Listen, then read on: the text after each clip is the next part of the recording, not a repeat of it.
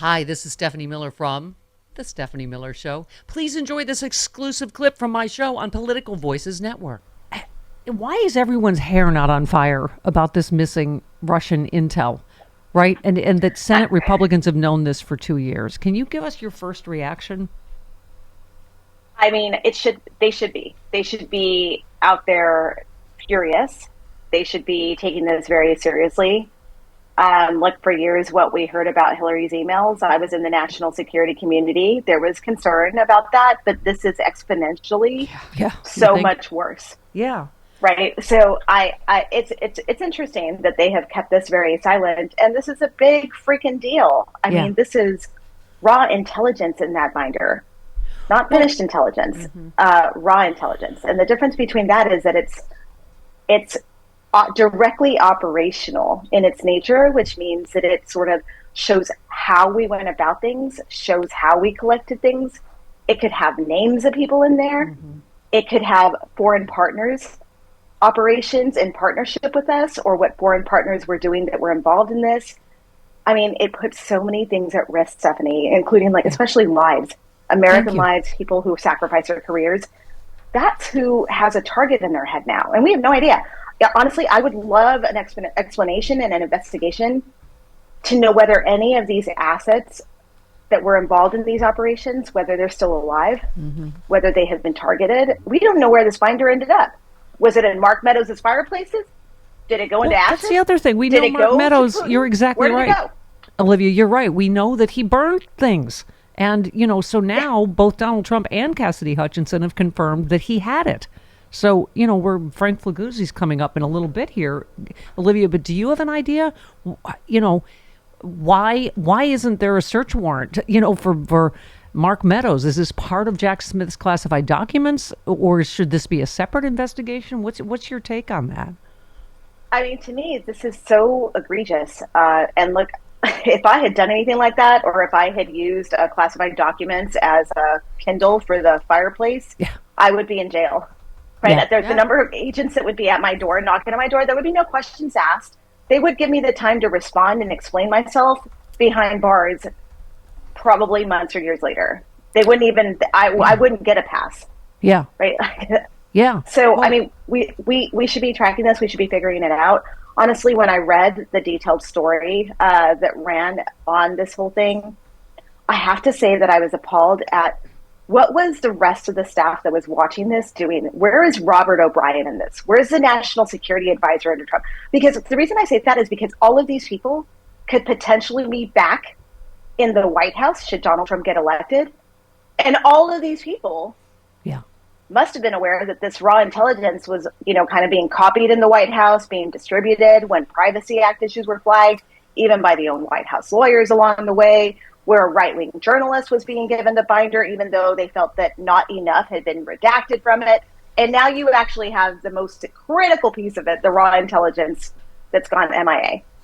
I mean, Olivia, you've had big time responsible jobs. I tell fart jokes in my basement. So let me ask with that, because I know you need to be responsible. Our jokes are funny. Thank you. Thanks very much. And we discussed before you came on whether we're all going to end up in the same camp if Trump gets reelected. I think he's coming after you first. Please send me care packages. Yes, absolutely. I like we'll get to all us stragglers later. Plenty in the commissary. The people that had important jobs are taken care of. I don't know how Mike Pence is going to feel sharing the cell with me. That's going to be a little awkward for everyone involved, but it is what it is. It is what it is. Yeah. Olivia, do you get to the point where you don't know what's distracting from what? Because as you were saying before we went on here, this should be the only story. But, then Trump quoted Hitler directly several more times. Speaking of Mike Pence, the people that tried to hang Mike Pence, he called them hostages, while we still have actual Americans that are actual hostages likely being tortured by Hamas right now. He called the January 6th. That's awful. Okay. Go ahead. So that's what I mean. But is this for people like you and I to talk about this now instead of the fact that there's a missing? Right. Yeah.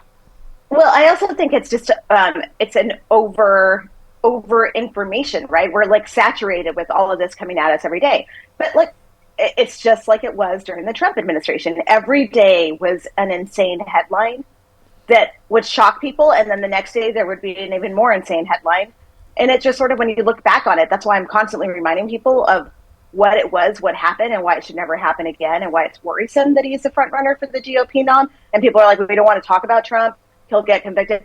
No, it's important because Americans have a short-term memory, and we've forgotten that everything that Donald Trump is saying in his rallies right now is all connected to things that he was either acting as or doing when he was already president, and he's going to double down on going forward, right? I mean, it was horrific and anti-immigrant rhetoric this weekend, like the things that he was saying. He also praised Putin. Mm-hmm. And I'm like, I know he's your best friend.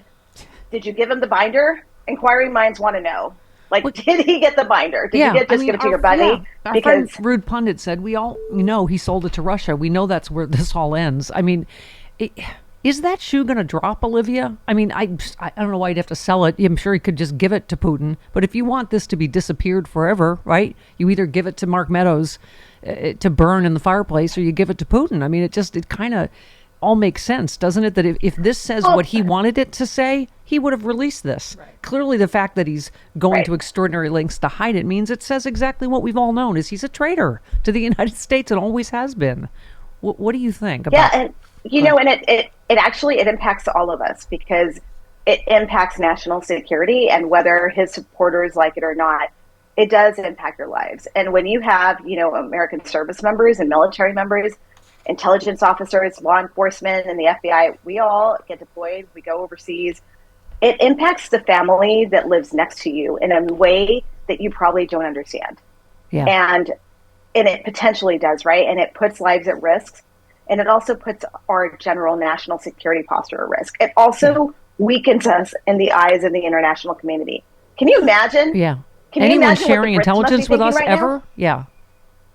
Yeah. I mean, they're sitting there going, okay, so we work closely with you in counterterrorism. We work on extremism and all these things. And now you're telling us that you can't even safeguard traditionally, like, very, very sensitive information. And it just sort of walks out of your Oval Office or your White House. Yeah. So that's what we've told the world now.